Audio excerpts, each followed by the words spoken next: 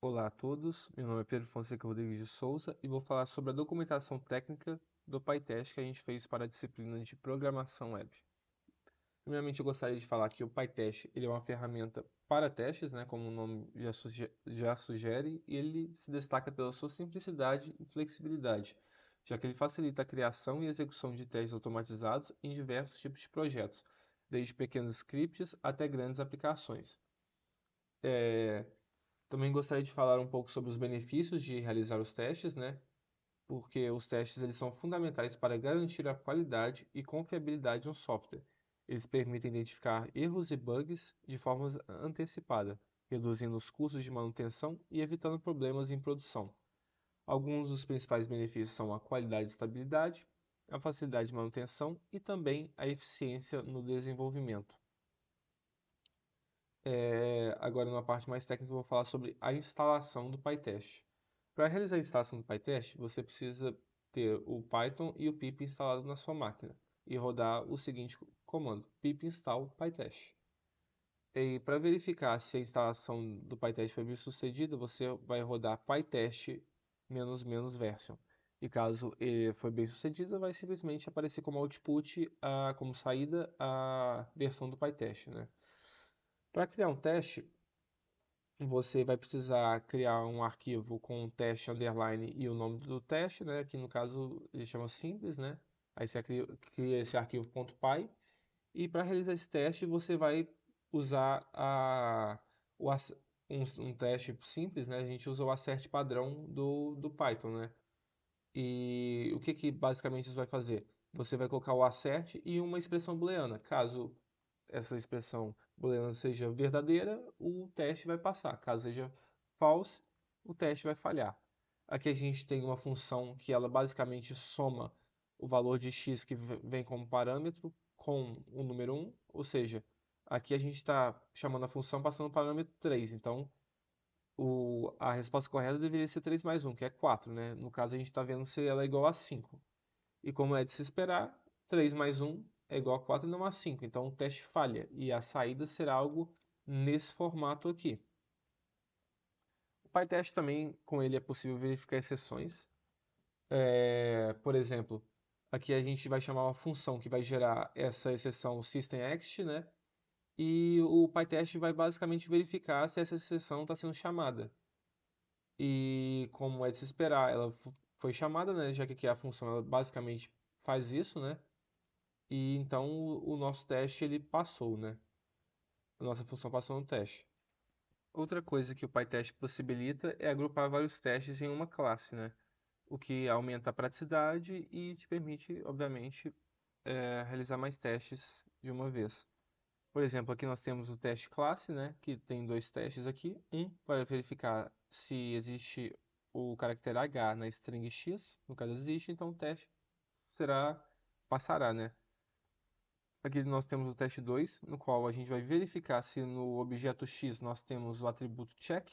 No caso, nós não temos, né? Então a gente terá um teste falso e um teste verdadeiro, né? Um vai falhar e o outro passará. Assim será a saída.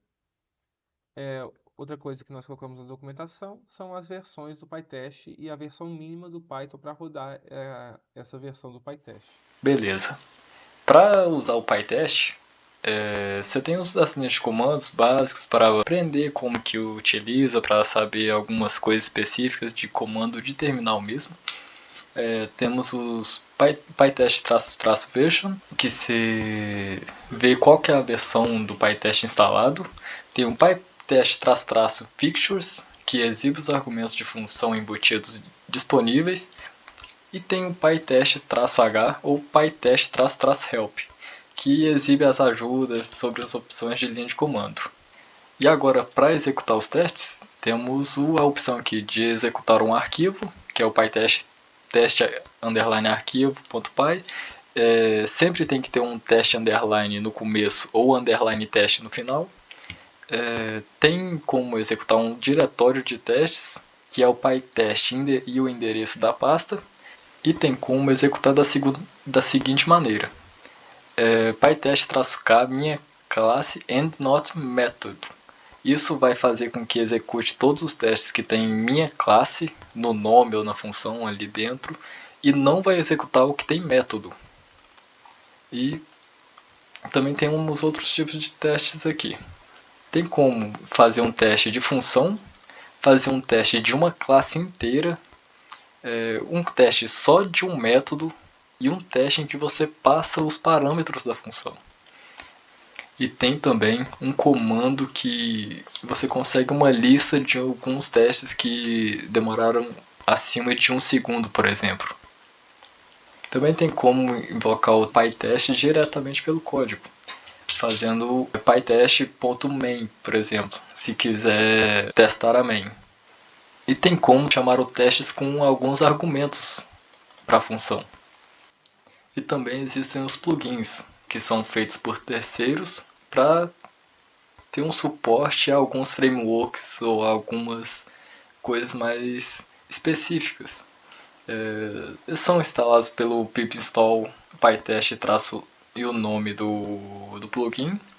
E tem aqui alguns plugins mais populares, que é o PyTest, Django, para o framework Django, o PyTest Cove, que dá um relatório de cobertura de códigos, o PyTest Instafail, que relata as falhas enquanto o teste está sendo executado, o PyTest Timeout, que define o limite de tempo para fazer os testes, e o PyTest-PEP8, que é a convenção do Python de como escrever um código mais legível, essas coisas assim. E é isso.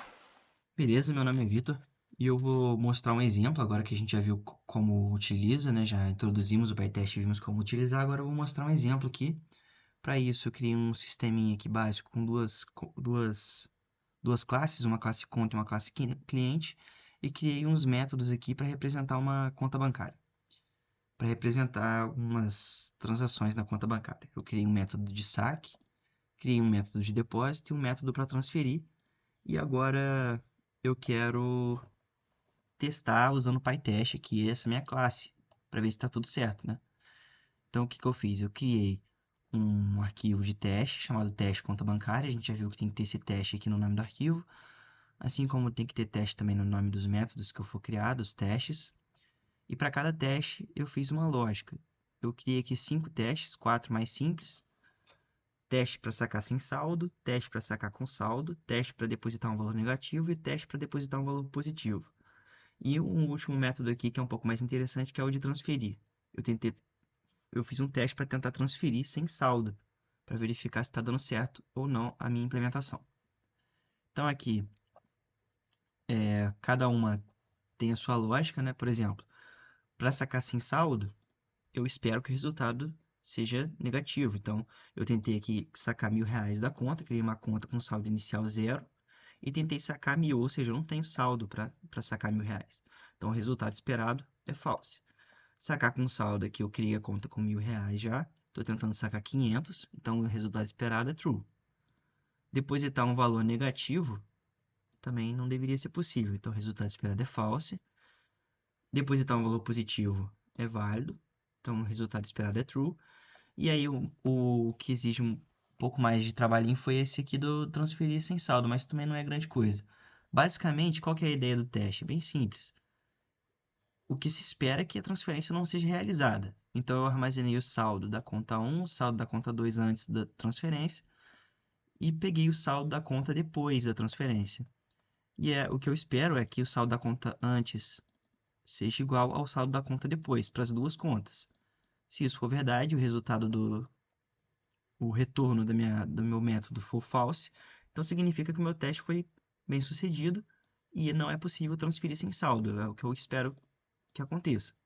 Então, executando o comando pytest no meu arquivo, eu descobri que passou para os 4 básicos e falhou para o de transferir. Por que será? Porque o teste parecia estar correto, né? A ideia do teste parecia estar correta. Basicamente, se eu não transferia o saldo da conta antes, tem que ser igual ao saldo da conta depois. Não tem muito para onde correr. Então, o problema só pode estar na minha implementação.